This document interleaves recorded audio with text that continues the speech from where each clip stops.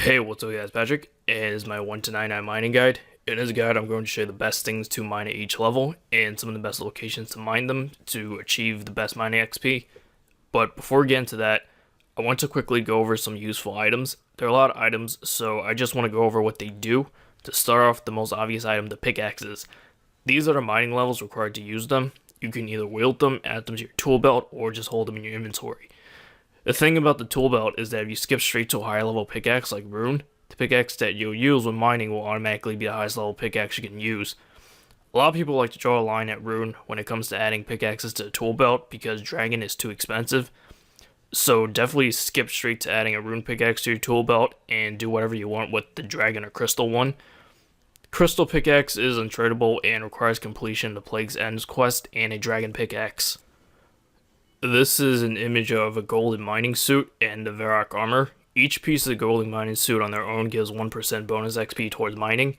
And if you're wearing the full suit, you get an extra percent on top of that, so a total of 6. Varrock armor 1 gives a chance of receiving 2 ores from 1 rock up to coal. Armor 2 is up to mithril, and armor 3 is up to adamant. And it pretty much stops there. Armor 4 doesn't give you any extra bonuses towards mining that armor 3 doesn't already give you. You do get more XP from the extra ores, by the way. If you don't know which top to get or wear, get both, but wear the golden mining top because you'll be able to get the double ore effect and slightly more XP. You get the golden mining suit randomly from doing the lava flow mines, which require completion of the King of the Dwarves quest, and the Varrock armor requires completion of the varying difficulties of the Varrock achievements.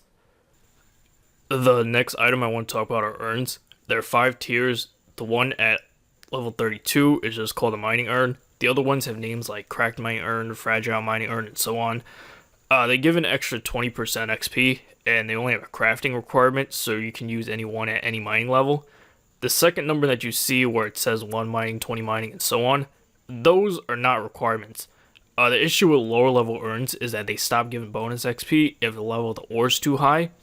Basically, if you want to keep using these as you level up in mining, you probably want to level up crafting as well. You actually can use the assist system, but 59 crafting is not that high, so it's up to you. I am aware that urns are tradable, but you still have to add an earth rune to the tradable urns for it to work, and that still requires the crafting level, which is why you still need it. Once again, you can use the assist system. When an urn is full, just teleport it away to receive your extra XP. Here's a clip of me using an item called the Rock Crushing Scrimshaw. It is tradable, it requires 70 or higher mining. You can wield in your pocket slot, and it can be activated and deactivated. It lasts about 2 hours.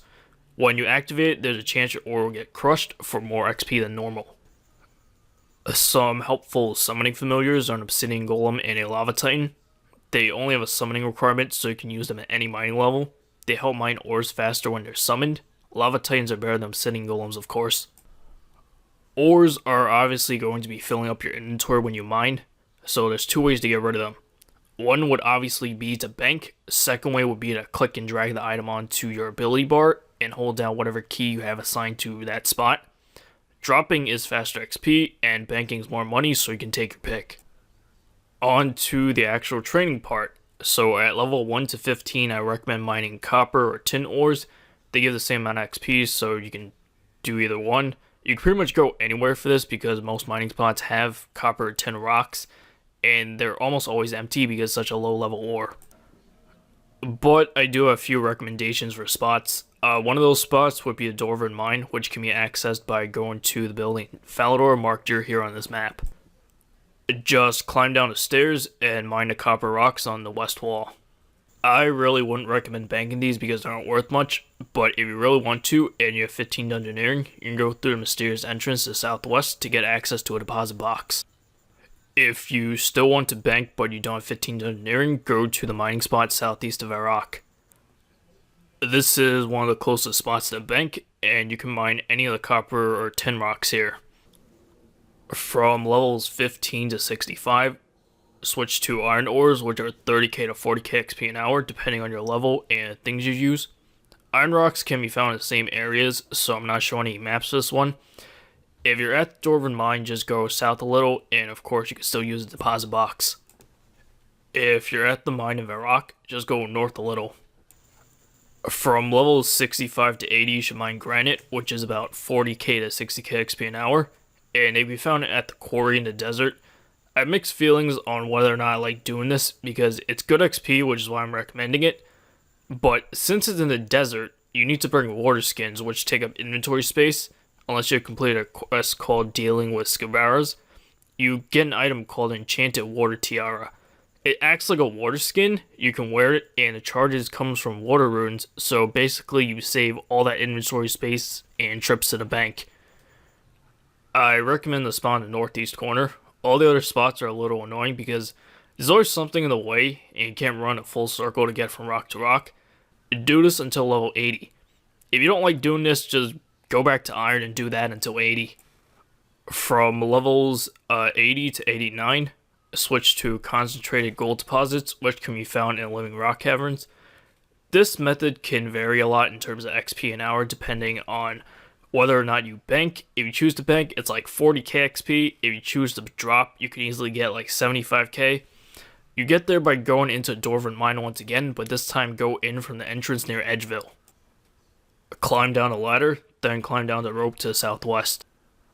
When you're down here, go to any of the yellow X's on this map, which are the gold mineral deposits, and mine them. The bank is near the entrance, by the way, if you want to use that. The reason why there's so little mineral deposits is because you can get a bunch of ores from one deposit, which makes this somewhat AFKable. Some people like going to World 84, which is the Living Rock Cavern world, and sticking to the 2 deposits to the south. And some people like sticking to 1 deposit and world hopping. I personally don't like the world hopping method because other people are doing it too, which makes it unpredictable. But some people swear by it, so you can try both and take your pick. Do this until level 89. If you haven't done the Plague's End quest, you could stick to gold mineral deposits until 99.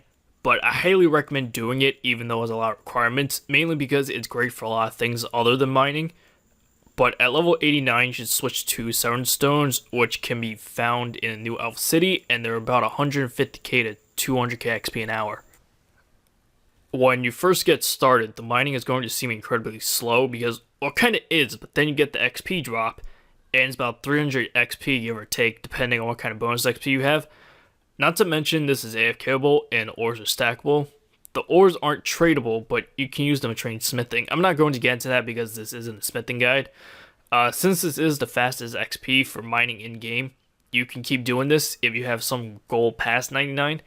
If you're going to do gold mineral deposits until 99, I wouldn't recommend going any further until you can do this. Anyways, that's going to be the end of the guide, so I hope you guys found this video helpful. If you did, good luck on 99 mining. Like, favorite, and subscribe if you haven't already. Catch you guys later. Peace.